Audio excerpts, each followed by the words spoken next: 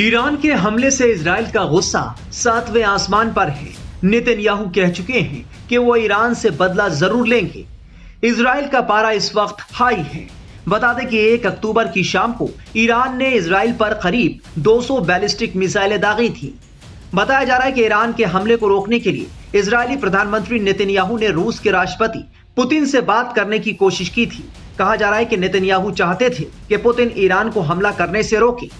जानकारी के मुताबिक अमेरिकी अधिकारियों की चेतावनी के बाद नेतन्याहू ने ईरान के हमले को रुकवाने के लिए रूस के राष्ट्रपति व्लादिमीर पुतिन से बात करने की कोशिश की थी। उन्होंने रूसी राष्ट्रपति को कॉल लगाया, लेकिन पुतिन ने नेतन्याहू से बात करने से इनकार कर दिया।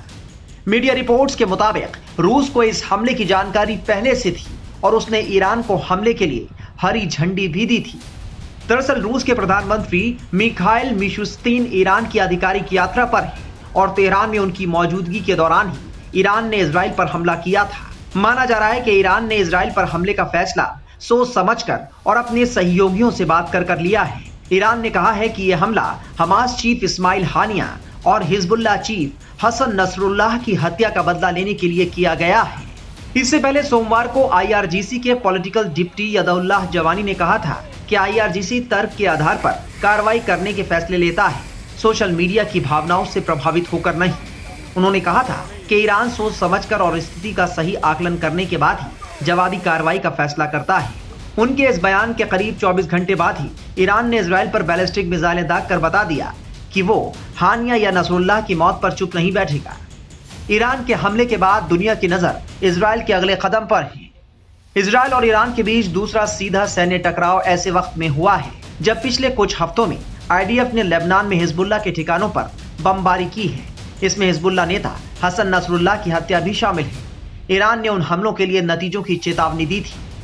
देखिए, जो ईरान ने अभी 180 के करीब बैलिस्टिक मिसाइल इजराइल पे मारी हैं, वो बहुत बड़ी गलती की है।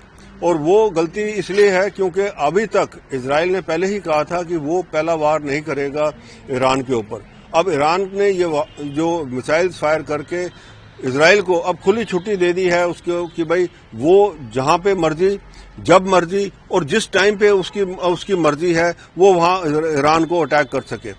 ईरान बहुत ही वल्नरेबल है, उसके पोर्ट्स हैं, उसकी न्यूक्लियर फैसिलिटीज हैं, उसका इंडस्ट्रियल कॉम्प्लेक्स है, वो सारा का सारा जो है अब वो इजराइल के टारगेट में है, इजराइल की साइट्स में है। और उसका जो अटैक होगा इजराइल का, जैसे हमने देखा लेबनान के अंदर उसने किस तरीके से हिजबुल्लाह का सारा जो काडर है, साथ में उसके जो लीडर्स हैं, उन सबको मार गिराया है किस तरीके से। और उसी तरीके से अब ईरान के ऊपर भी वो वार करेगा।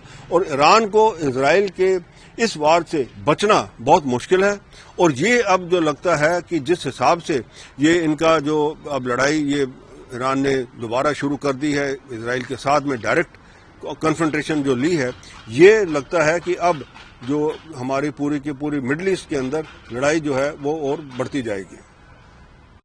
आज अमेरिका की सेना ने सक्रिय रूप से इजराइल की रक्षा का समर्थन किया और हम भी अभी भी प्रभाव का आकलन कर रहे हैं। देखिए, इजराइल का जो सबसे प्रिय और सबसे बड़ा मित्र है वो है अमेरिका। और आपको पता है अमेरिका ने उसको फाइनेंशियली भी, मिलिटरली भी, उसको बाकी तरीके से भी, इवन यहाँ पे कि मैं कहूँगा टेक्नोलॉजी के तरीके से भी सपोर्ट किया है इजराइल को।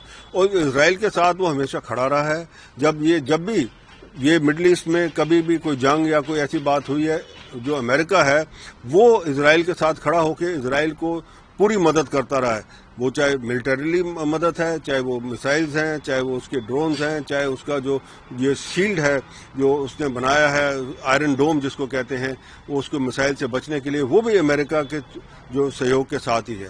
तो अमेरिका ने जो बाइडेन उनके प्रेसिडेंट ने जो कहा है बिल्कुल सही कहा है।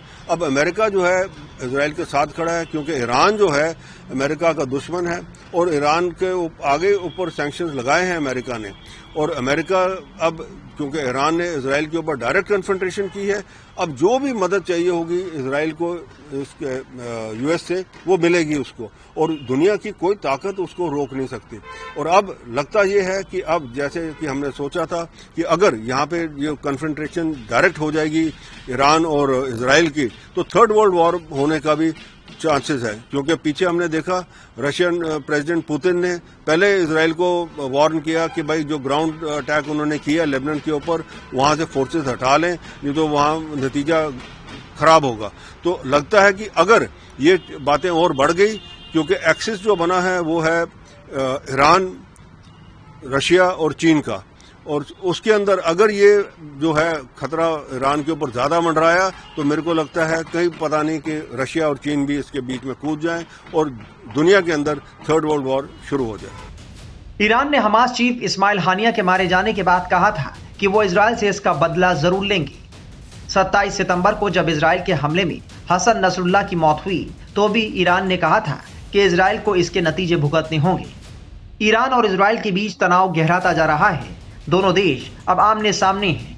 ईरान के मिसाइल अटैक के बाद इजराइल ने जवाबी कार्रवाई की बात कही है। इसी बीच G7 देशों ने दोनों मुल्कों में तनाव कम करने के लिए एक आपात बैठक बुलाई। इस दौरान अमेरिकी राष्ट्रपति जो बाइडेन ने कहा कि वो इजराइल का साथ दे रहे हैं, लेकिन अगर इजराइल ईरान के न्यूक्लियर साइट्स पर हमला करता है तो अमेरिका इसमें उसका साथ नहीं देगा।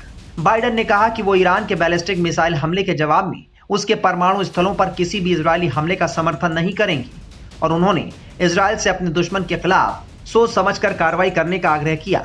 बाइडेन ने यह बात ईरान द्वारा इजराइल पर 180 से ज्यादा मिसाइलें दागे जाने के एक दिन बाद कही। बहरहाल अब देखना होगा कि इजराइल ईरान के खिलाफ क्या कदम उठाता है।